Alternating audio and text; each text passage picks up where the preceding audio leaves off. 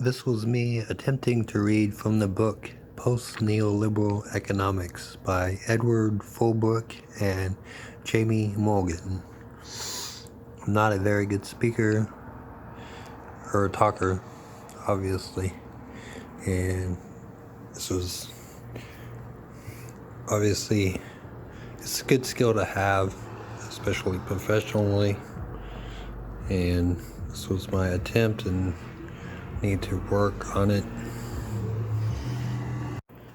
But I found the book highly informative and very good, and maybe this would also help others who might, I don't know, come across this. Reading the introduction to Post-Neoliberal Economics, The Future, Thanks for the Memories, by Jamie Morgan. Introduction.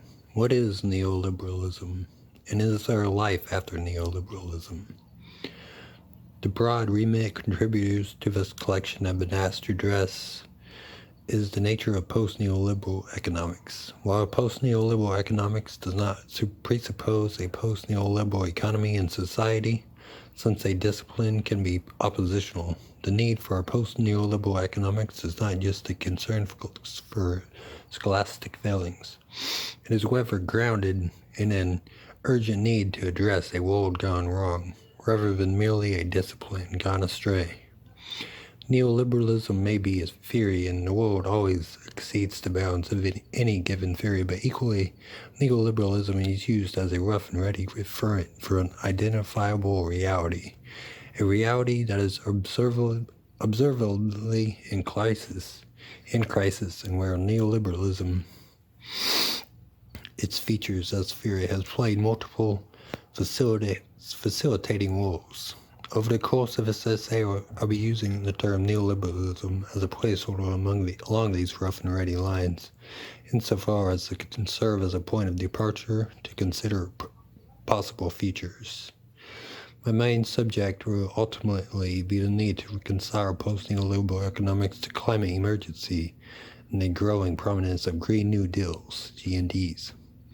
But let us begin with some comments on this neoliberalism. The term neoliberalism has not just been quasi-descriptive. The theory has served to legitimate a concatenation of policy over several decades, since the 1970s. It is, in this sense, a project. David Harvey provides perhaps the best-known account of neoliberalism.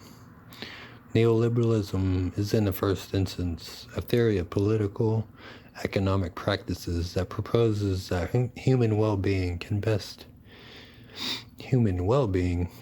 be advanced by liberating individual entrepreneurial freedoms and skills within an institutional framework characterized by strong private property rights, free markets, and free trade.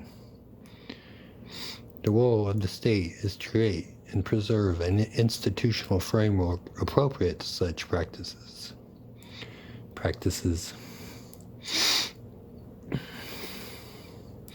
The state has to guarantee, for example, the quality and integrity of money. It must also set up those military defense and legal structures and functions required to secure private property and guarantee, by force if need be, the proper functioning of markets. Furthermore, if markets do not exist in areas such as land, water, education, healthcare, social security, or environmental pollution, they must be created by state action if necessary. But beyond these tasks, the state should not venture. State interventions in markets, once created, must be kept to a bare minimum because, according to the theory, the state cannot possess enough information to second-guess market signals to prices, and because powerful interest groups would inevitably distort and bias state interventions, particularly in democracies, for their own benefit. deregulation, privatization, and withdrawal of the state from many areas of social provision has been all too common. And insofar as neoliberalism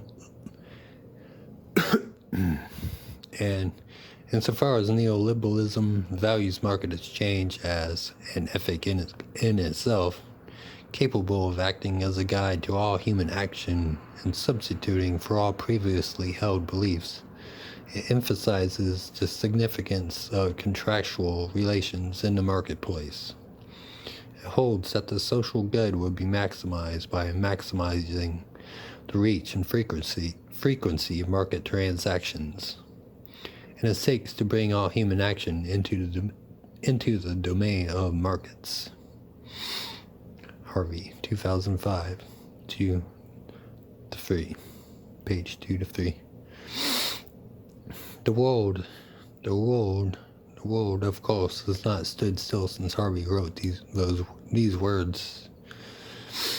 The UK, for example, currently has by inclination one of the most right-wing governments of the last 100 years, certainly since Margaret Thatcher was Prime Minister, and yet that government has accommodated to various forms of intervention that sit awkwardly with Harvey's original account, including early initiatives to reimpose state control of the rail network in England and a generalized commitment to level up the economy.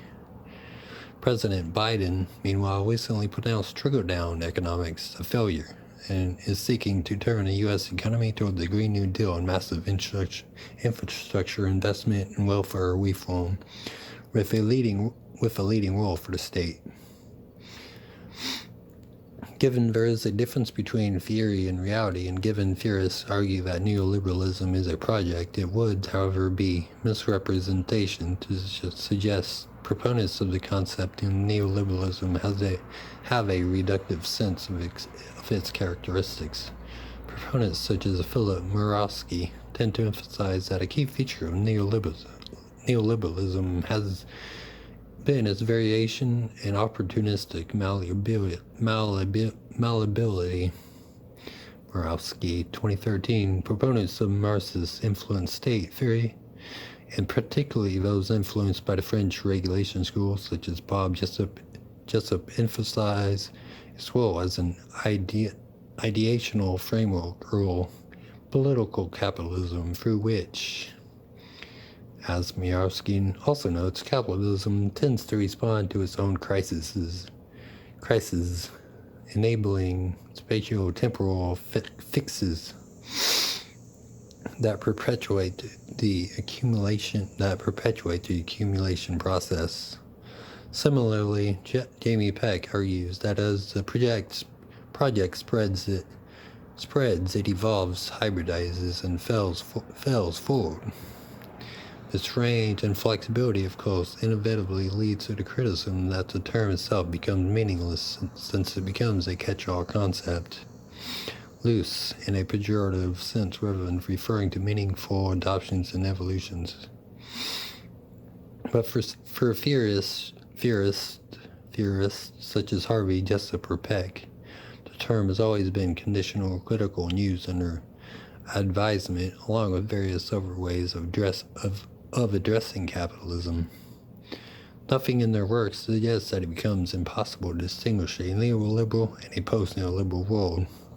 In any case, it is consequences over recent decades rather than tentative signs of possible reversal in the type and degree of legitimate state activity that is most significant to getting us to where we are now. So where exactly are we? To reiterate, I'm not suggesting the state of the world reduces merely to a theory of neoliberalism, a state-led project of marketization conjoined with a shift to increasing emphasis on individual responsibility while favoring the interest of capital and corporations. I'm suggesting that this theory has been a significant threat in producing the state of the world as we know it, and in the end, it is the state of the world that concerns us far more than the theory only. Is there life after neoliberalism? implies a problematic state of the world in which this project has played some significant role. Let's consider some familiar markers for that state of the world. While neoliberal theory has never been an adequate account of human agency or of social reality, it has dominated discourse over the past 40 years, in which their effects on the organization of economy and society have been observed.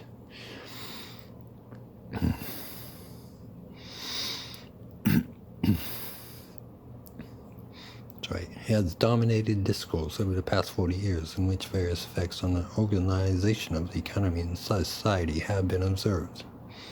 Computerization and informational processing facilitate a third industrial revolution, which transformed communication, administration, bureaucracy, management systems, networks, finance, and conjointly with robotics production lines.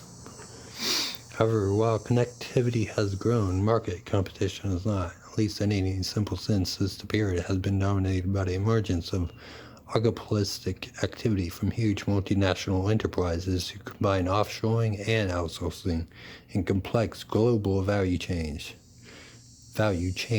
International trade has grown as a proportion of aggregate economic activity.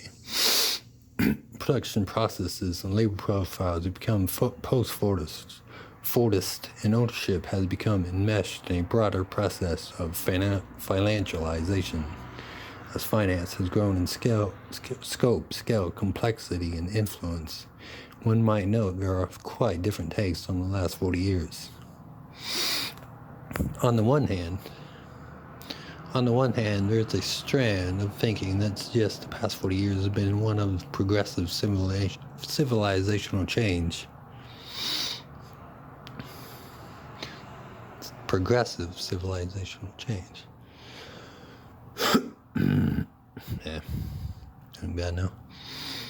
The collapse of highly oppressive regimes in the Soviet Union and Eastern Europe, a general increase in the number of democratic countries, the opening of China, a long period of economic growth within a growth in economic globalization, a collective commitment to pervasive development via the Millennium Developmental Goals, MDGs, and subsequent Sustainable Development Goals, SDGs, under the auspices of the UN and achievement of various of those initial goals.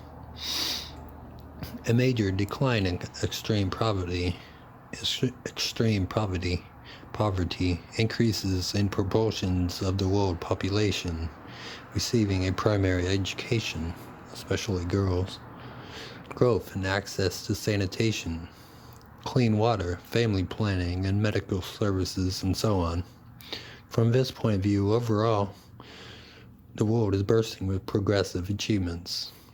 Much of this is underappreciated, since our perception is distorted by a new system that favors the scandalous, vicious, violent, and disastrous, or the bad over the good. Headline news. As does social media clicks. Moreover, science and technology have made incredible advances in the last 40 years that have transformed science fiction into fact.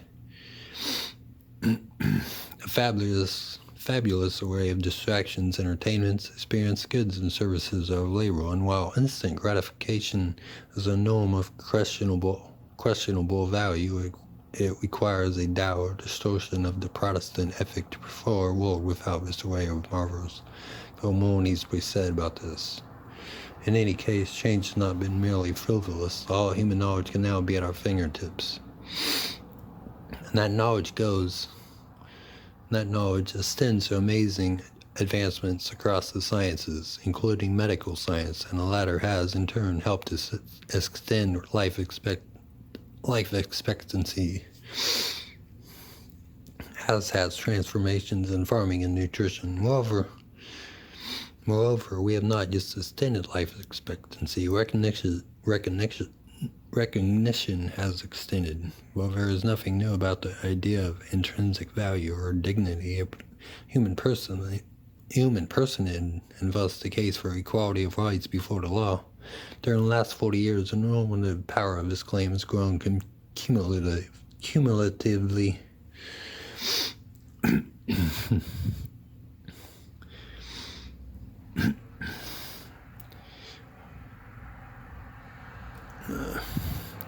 Moreover, we have not just extended life expectancy.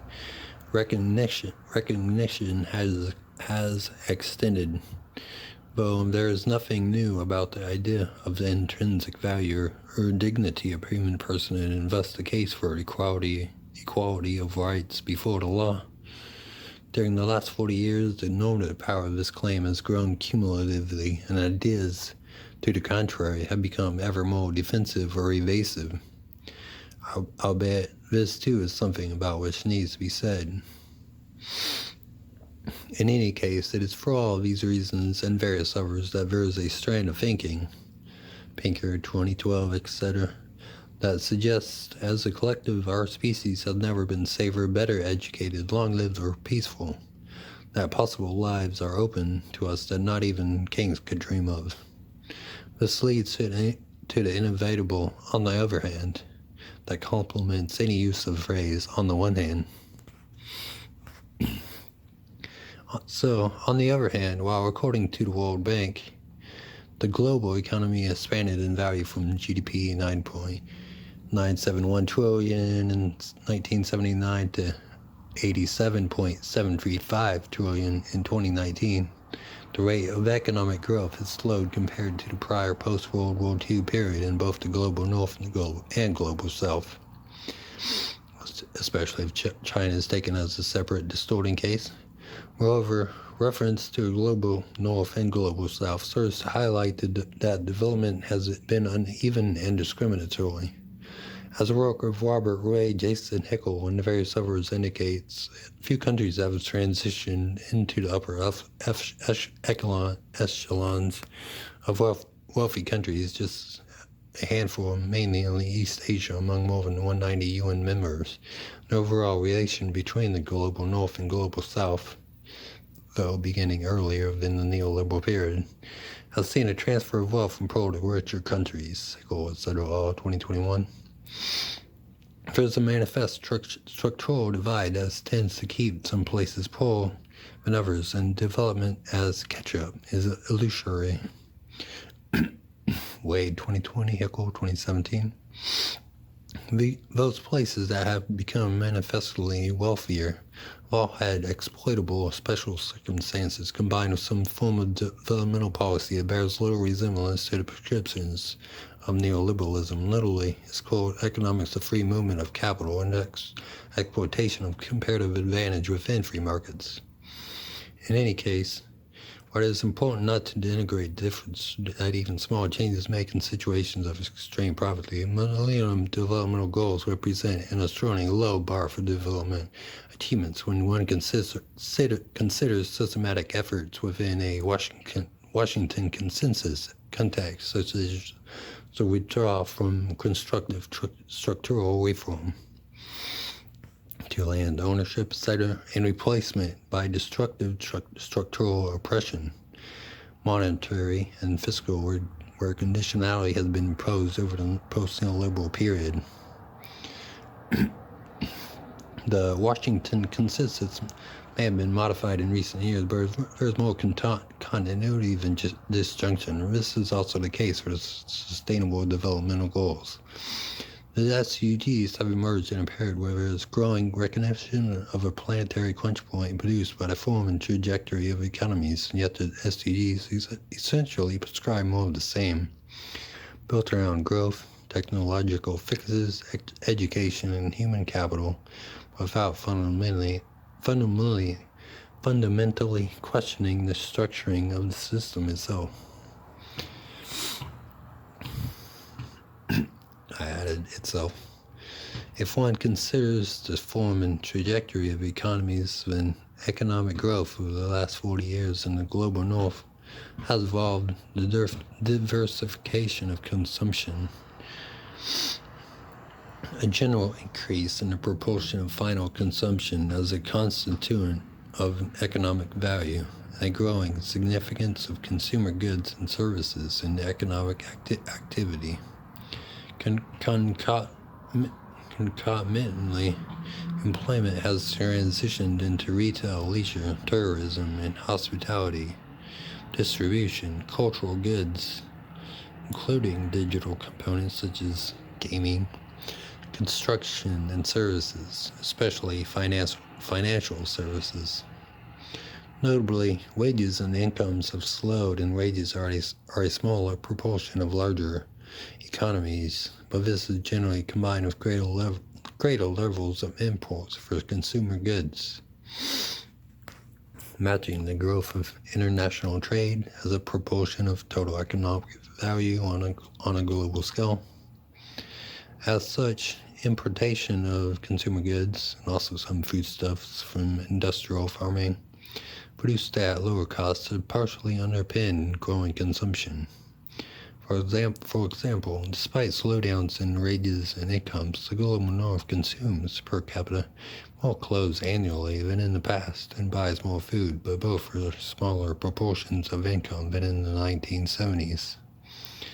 Besides this background deflation, consumption and economic growth has also been underpinned by increases in personal debt, and thus debt dependence facilitated by a system of liberalized finance, and finance has become a significant sector in itself, not just offering a wider variety of debt products to individuals and corporations, but also morphing into a complex finance system, producing and trading a host of financial assets and instruments in shadow banking chains.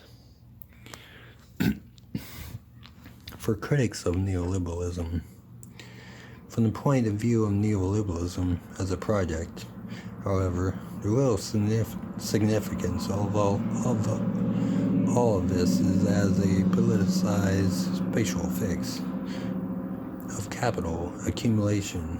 Beneath these changes lies a shift in relative power from labor to capital, productive capital to finance, and with a greater share of economic value flowing to capital and less to labor. The shift, however, is not a matter of a momentary coincidence. Rather, it reflects conjunctural convergence of preferences of powerful actors whose interests have won out.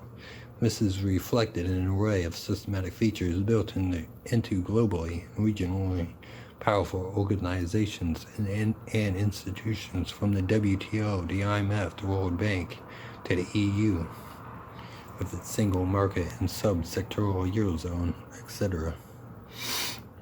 There is a price of entry, a price of membership, a price to be paid if rules are violated, defaults are made, restructurings requested, ownership contested, etc.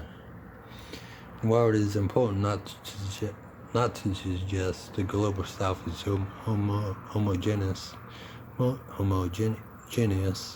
lacks agency, in the last 40 years, different countries in the global South have played a variety of roles as their peripheral location in which speculative capital during periods of excess can flow, with the perpetual threat of destabilizing those economies, as a source of low-cost labor for offshoring outsourcing initiatives, especially as an infrastructure of global transportation has more around containerization, special economic zones, and highly automated, logistically efficient megaports, and especially as technology has enabled simplified modular production, enabling low-cost sites to diversify from clothing, etc., and into high-tech assembly, as a source of primary commodities, which in turn became a source of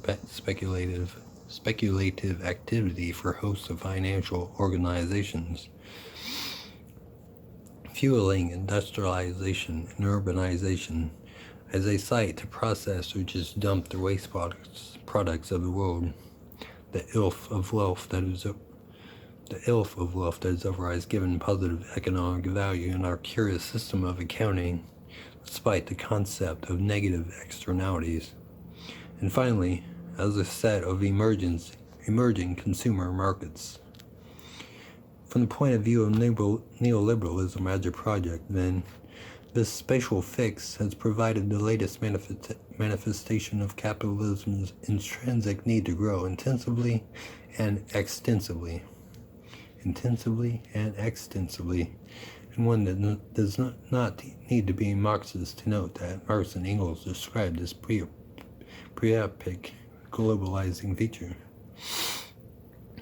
without using the term capitalism eloquently in the Communist Manifesto in 1948. The process is, of course, somewhat different than they could observe at the time, since corporation services and financial consumptions are more final consumption are more significant. In any case, economies industrialize, incomes grow, and middle class emerges. Society changes, consumption becomes more widespread, the economy becomes service-oriented,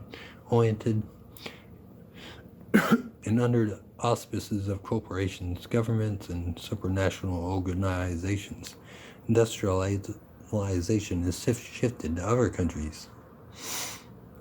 There is continuous domestic economic expansion, and this spreads to those other countries, which have in turn industrialized, and who then seek to emulate the consumptive pattern of advanced countries. Here, there is much more that might be said about space, place, and difference regarding varieties of capitalism, growth models, authoritarian hybridizations, the nature of a monetary economy, etc. And metaphorically speaking, a great deal of ink has been spilled on these debates by post-Keynesians, radical political economists, and global political economists, and so on. But in a rough and ready sense, the previous paragraphs ought to be recognizable as a confluence of tendencies and as generally observable manifestations, the state of the neoliberal world. The point, though, is that this state of the world leads to a quite different set of identifiable negative characteristics and points of emphasis in the more positive underlying progress way of describing the past 40 years. And on the other hand, as the IMF notes, there have been several hundred financial and banking crises since the 1970s, of which the global financial crisis, GFC, of 2007-2008 is only one, if obviously the most widespread. For theorists of financialization, these are not unforeseeable shocks, but rather manifestations of a pathological system of unstable growth built around debt cycles. The austerity response to this situation, combined with a renewed commitment to financial deepening, with relatively little change to the purpose of banking and finance, has exposed and exacerbated a host of identifiable characteristics. Has it not? Over the last 40 years, the increase in the relative share of capital to labor and economic value has been paralleled by the growth of extreme wealth and income inequality. This has varied by country, but is observable to some degree almost everywhere, as is some degree of erosion of collective rights and representation of workers, and reduction in spending on and narrowing of provision of welfare. The last 10 years have intensified the effects of this in the global north. An increase in working poverty, a proliferation of adverse and previously atypical working conditions and practices, such as zero-hour and flexible work contracts, platform-based pseudo self-employment, punitive use of subcontraction, etc. Job insecurity and a more generalized anxiety regarding the perpetual threat of hardship that spreads far beyond those living and working precariously, those living in easily identifiable areas of long-standing deindustrialization. The COVID-19 pandemic, meanwhile, has again exposed the structural fragilities of contemporary society and economy. Those compelled to work by penury and precarity, who have been exposed to the virus, those working in social care, public transport, delivery, and nursing held as heroes and oppressed but treated as dupes in their pay packets. The spectacular increase in wealth of the few, the scope for those few to grow their wealth with nothing but contempt for the tax systems that bind everyone else.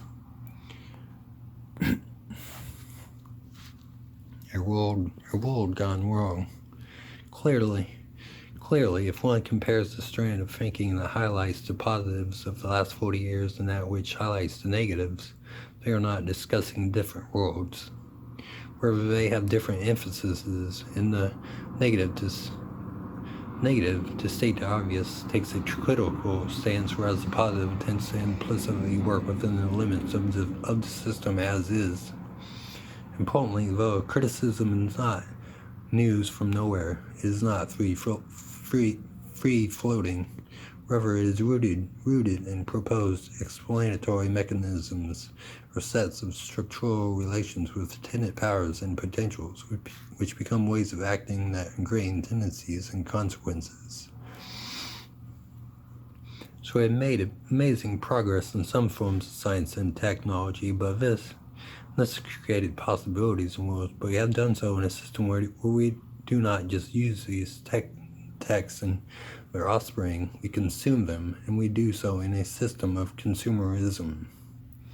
Goods are designed to be instantly disposable, short-term, fashionable, seasonal, unrepairable, rapidly obsolete, readily replaced according to any of a number of rationales, most of which encourage us to value the monetary process of consumption, i.e. the act of acquisition over long-term use and ownership. With this comes socialized identities and lifestyles that can never be settled because the very point is to keep us engaging in consumption. The psychology here is subtly different than merely acknowledging that there can be something valuable or entertaining in the use of goods or services. It requires a narrative that whispers we are incomplete, dissatisfied, and restless, and the next act of consumption will either distract us from that sense or be the thing that momentarily completes us. And of course, marketing, advertising, and the various strategies that manufacture demand are not new, but they are more pervasive in a contemporary consumer society where it is the diversity and volume of consumption that keeps the economy going. Moreover, keeping the economy going implicates a whole set of structural dynamics. Again, a subtle difference of perspective arises this time between an economy which allows us to use what we create in fulfilling ways and an aberrational or adverse structuring of purpose in the hierarchy of what matters. Human well-being or keeping the economy going. In any case, a reappraisal of what might otherwise look like progress leads us to an expanding set of questions regarding the role and purpose of consuming and how it is embedded in an economy and its employment relations, and how this in turn is embedded in a society and an environment. Capitalism has always been an accumulation process, but since the advent of macroeconomics and the collection of macro data, it has become more orientated towards policy that targets continuous growth, and neoliberalism has worked with this. So the question, what have we done with the amazing advances in science and technology and with 40 years of time, might be answered with, learn to consume more and faster within throwaway cultures that demand work for the purposes of keeping the economy going, and where growth has become the explicit goal as though this was the necessary correlate of progress. The collateral damage of these observable mechanisms and trends has been debt, dependence, pressurized working lives that increasingly damage mental and physical health, and observable distributional consequences.